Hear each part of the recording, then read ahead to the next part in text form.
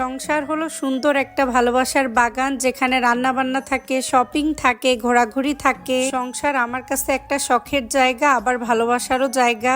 মনটা আজকে আমার অনেক বেশি হ্যাপি, বিকজ হাজবেন্ডের অফিস থেকে গিফট পেয়েছি। আবার ফার্স্ট টাইম আমি স্টেডিয়ামে খেলা দেখতে গেছি। এগুলো নিয়ে থাকতেছে আজকের এই ব্লগ। সো হাই এভরিওয়ান, আসসালামু আলাইকুম, ওয়েলকাম করছি তোমাদেরকে আমার নিউ একটা ব্লগে। সেদিন রাতে আমার হাজবেন্ড অফিস থেকে লাগেজ, বেডশিট আর গেঞ্জিগুলো নিয়ে আসছে। আমি রাতের বেলা ওভাবে আর খুলে দেখিনি। সকালবেলা আমার হেল্পিং হ্যান্ড আসার পর সবকিছু খুলে দেখতেছিল। ও আবার অনেক বেশি এক্সাইটেড ছিল, আমাকে বারবার বলতেছে আপু আমি একটু খুলে দেখি লাগেজটার ভিতরে কি কি আছে। নিউ বেডশিট দেখার পর ও অনেক বেশি এক্সাইটেড, আমাকে বলতেছে আপু আমি এটা বিছিয়ে দেই। সেদিন আমার বাসায় যেহেতু গেস্ট আসবে, আমিও ভাবলাম ঠিক আছে করে দাও। তারপর ও আমাকে অনেকগুলো পেঁয়াজ কেটে দিল। আমি আবার পেঁয়াজটা ওভাবে কাটতে পারি না। মেহমানদের জন্য আমি পিৎজা বানাবো, সঙ্গে ফ্রাইড রাইস রান্না করব। আমার আবার অনেক বেশি অ্যাসিডিটি হয়, এজন্য আমি একটু নদীর মাছ রান্না করে নিলাম। সকালবেলা আমি ফ্রাইড রাইসের জন্য রাইসটা রান্না করে রেখে দিছিলাম।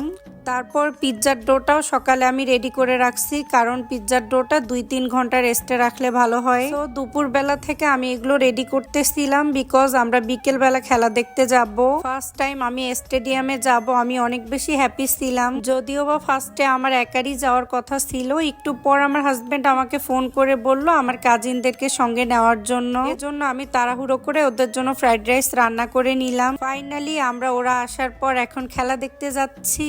ট্রাস্ট মি, আমি ক্রিকেট খেলা একটাও বুঝি না, আমার যে কি পরিমাণ লজ্জা লাগতেছিল। আরে আরে এটা আবার কি রে? উরি বাবা, পুলিশ দেখতেছি সামনে। পুলিশটাকে তো আবার চেনা চেনা লাগে, তা মনে হয় আমার বাসারই লোকটা, তাই না? ওখানে গিয়ে আমার হাজবেন্ডের সঙ্গে কিভাবে দেখা হলো সেটাও তোমাদের সঙ্গে শেয়ার করি। আমরা অনেক দিন থেকেই প্ল্যান করতেছিলাম স্টেডিয়ামে খেলা দেখতে যাব। সাডেনলি সেদিন আমার হাজবেন্ডের ওখানে ডিউটি পড়ে যায়, এভাবে আমাদের দেখা হয়ে যায়। বাট আমরা কিন্তু 3-4 দিন থেকেই প্ল্যান করতেছিলাম স্টেডিয়ামে যাব। আবার ওখানে ঢুকার পর সঙ্গে সঙ্গে ওর সঙ্গে দেখা হবে, এটা আমি জানতাম না। আমি জানতাম আমরা অন্যদিকে থাকবো, ও অন্যদিকে থাকবে। সাডেনলি এটাও আমাদের মিলে যায়। তো ভালোই লাগতেছিল, হাজবেন্ড সঙ্গে ছিল।